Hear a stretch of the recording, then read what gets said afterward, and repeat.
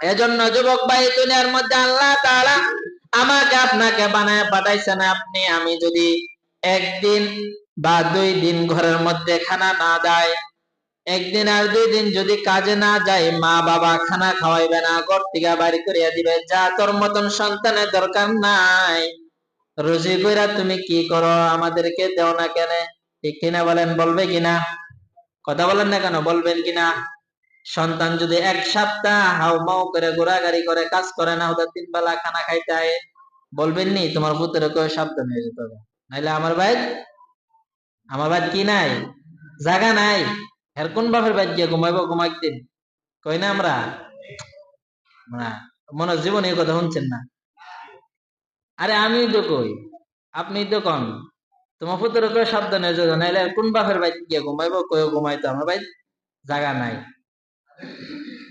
হ্যাঁ, বাস্তব কিনা কথা? আল্লাহ তাআলা আমাকে আপনাকে সৃষ্টি করছেন, মায়া করছেন, ইহসান করছেন, রিজিকের ব্যবস্থা করছেন। আমি জানতে চাই, আপনি 1 ওয়াক্ত নামাজে আসেন না, দুনিয়ার কাইসিয়তে আপনি সারাদিন দুনিয়ার পিছনে লেগে আছেন, জমি জামার পিছনে লেগে আছেন, ছেলে সন্তানদের পিছনে লেগে আছেন। আপনার সন্তান একদিন কাজ না করলে আপনি আপনার সন্তানকে বলেন, এই তোর ঘরে জায়গা নাই। আমি জানতে চাই, আল্লাহ তাআলা আমাকে আপনাকে কয়দিন বলছে, বান্দারে মসজিদে আসবি না তো তোর খানা নাই? কয়দিন কইছে?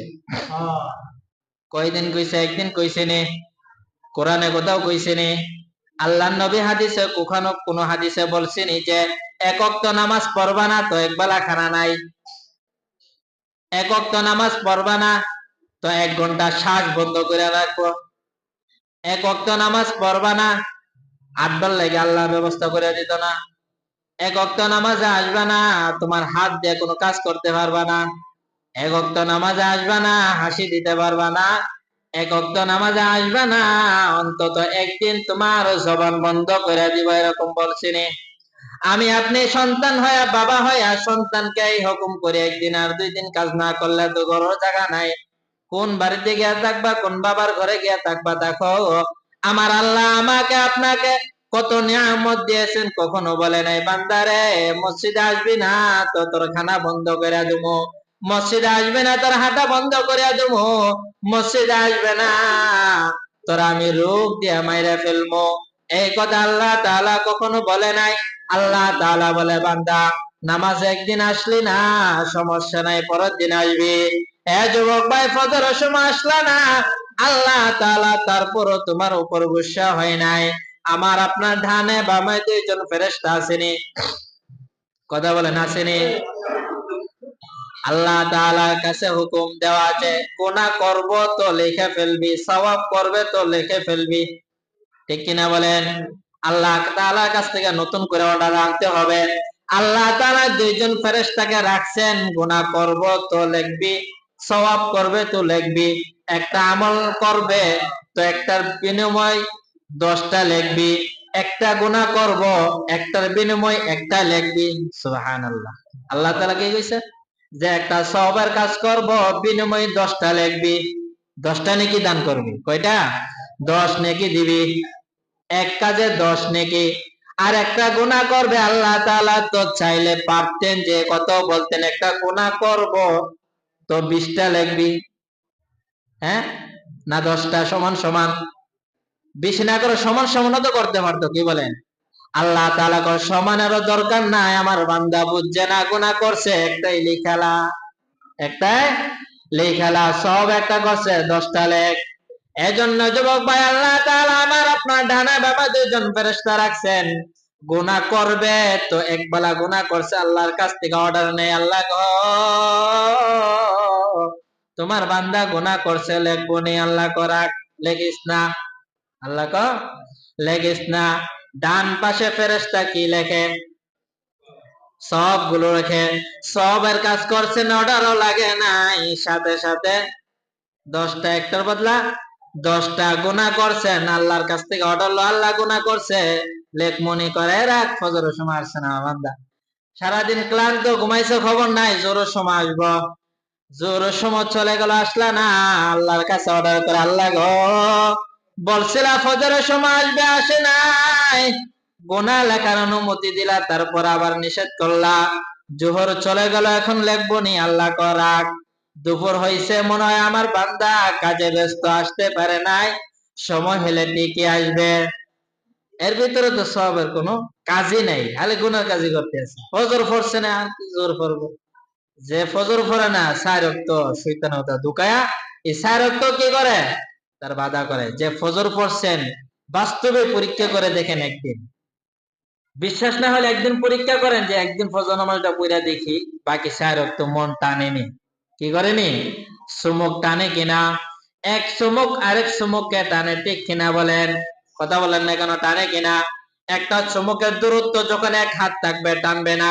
যখন কাছাকাছি থাকবে, 1 আঙ্গুল বা 2 আঙ্গুল ফাঁক থাকবে, একটার একটা টানবে। আল্লাহ তাআলা সেই ব্যবস্থা করে দিয়েছেন। ফজর থেকে জোহর পর্যন্ত 4-5 সর্বোচ্চ 6 ঘন্টা ডিফারেন্স। ফজর যখন পড়বেন, জোহর আপনাকে এমনিতেই টানবে। জোহর পড়বেন আসর পর্যন্ত 2 ঘন্টা থেকে 1.5 ঘন্টা ডিফারেন্স।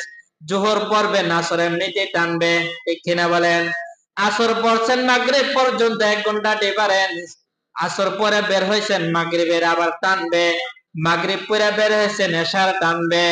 এজন্য যার জীবনে ফজর নামাজ কাজা হয়, তার জীবনে বাকি নামাজগুলো পড়া যায় না। আর যার জীবনে ফজর নামাজ কাজা না হয়, তার জীবনে বাকি নামাজগুলো কমই কাজা হয়, ঠিক কিনা বলেন? এজন্য আমার কথাটা খেয়াল করে শুনেন। অন্তত আমার কথাটা বিশ্বাস না হলো একদিন পরীক্ষা করে দেখেন, ফজরের নামাজ আয়েশা দেখেন, জোহর আসর মাগরিব এশা, আর আপনার মন চায় কিনা পড়তে। যদি মন চায়, তাহলে আল্লাহর কথা বিশ্বাস করতে হবে। তখন বলবেন, হুজুর যে বলছিল কথা ঠিকই আছে। আর যদি ফজর নামাজ না পড়েন, তাহলে জোহর আসর মাগরিব এশা কোনোটাই আপনার মন চাইবে না, ঠিক কিনা বলেন? এজন্য যে কথা বলতেছিলাম, সময় শেষ। আল্লাহ তাআলা আমাকে আপনাকে কখনো বলে নাই নামাজ পড়বা না, খানা বন্ধ করে দিব। মসজিদে আসবা না, তোমার চলা বন্ধ করে দিব। মসজিদে আসবা না, তোমার সব কিছু বন্ধ করে দিব। কিন্তু তুমি বাবা হয়ে সন্তানকে তুমি নিষেধ করো, একদিন কাজ করে টাকা না দিলে তোমার ঘরে জায়গা নাই, তোমার ঘরে খানা নাই। আল্লাহ তাআলা তো কখনো বলে নাই বান্দা নামাজ পড়বি না, আমার ইবাদত করবি না, আমার ঘরে জায়গা নাই, আমার কোন নিয়ামত তুই ভোগ করতে পারবি না, কখনো বলছেন? কি বলেন, বলছেন? তাহলে কেন বাবার ভয়ে কাজে যান, আল্লাহর ভয়ে কি মসজিদে আসতে মন চাই না? কি বলেন, মসজিদে আসতে মন চাই না? কথা বলেন না কেন? মসজিদে আসতে মন চাই না? কিভাবে চাইবে? ফজরের সময় ঘুমাইতে দেন, জোরের সময় কাজে ব্যস্ত, কত মানুষ গিয়ে দেন ধান খেতে লাগে। আজকে একটা জুমার দিন, আপনি বন্ধ গিয়া দেখেন। আপনাদেরকে বন কো না পাত্রে কো, আমাকে কলো বন কো। আপনি বন্ধ গিয়া দেখেন, এখানে যারা আছে তার চেয়ে দ্বিগুণ মানুষ বন্ধ করে রয়েছে। আজকে একটা জুমার দিন, আজকে একটা জুমার দিন, আজকেও সে মসজিদে আসে নাই। চিন্তা করেন তাহলে আল্লাহ তাআলা কত নিয়ামত দিছে। ওই যে আল্লাহ তাআলা কইছে, মানুষ সৃষ্টির আগে আমি খাদ্য সৃষ্টি করেছে, এজন্য আল্লাহ তাআলা খাওয়াইতেছে। না হলে আল্লাহ ইচ্ছা করলে পারতো কিনা বলেন? কথা বলা না, পারতো কিনা? এজন্য আল্লাহ তাআলার নিয়ামত বড় নিয়ামত, বলে শেষ করা যাবে না। এজন্য সব কথার এক কথা এটাই, একটু চিন্তা করেন, আল্লাহ তাআলা আমাকে পাঠাইছেন, আবার চলে যাইতে হবে। ছিলাম না, আছে, আবার থাকবো না। কেন পাঠাইছেন, কি করতেছি, কোথায় আবার যাব, কি করতে হবে, গিয়া কি কি হিসাব দিতে হবে, এটুকু একটু চিন্তা করেন। অন্তত নিজের মনটাকে একটু বোঝান, যে মন, বাবার ঘরে একদিন চাকরি না করলে, ঘরে জায়গা দিই না, খানা দিই না, কিন্তু যিনি আমাকে সৃষ্টি করছেন, যিনি আমাকে খাওয়াইতেছেন, বাবারও সাধ্য নাই আমাকে খাওয়ানোর, কিন্তু খাওয়াইতেছেন একজনকে, আল্লাহ। সে আল্লাহর গোলামি, সে আল্লাহর কাজ যদি একদিন না করে, তাহলে মনে কি কষ্ট লাগে না? কষ্ট লাগে না? যদি কষ্ট লাগতো, তাহলে এই মসজিদে আজকে জায়গা হইতো না, ঠিক কিনা বলেন? কষ্ট লাগে না বলে আজকে আমাদের মসজিদ খালি পড়ে আছে। আল্লাহ তাআলা এই কথাগুলোর উপর আমল করা তৌফিক দান করে। সকলে বলেন আমিন। আরো জোরে বলেন আমিন।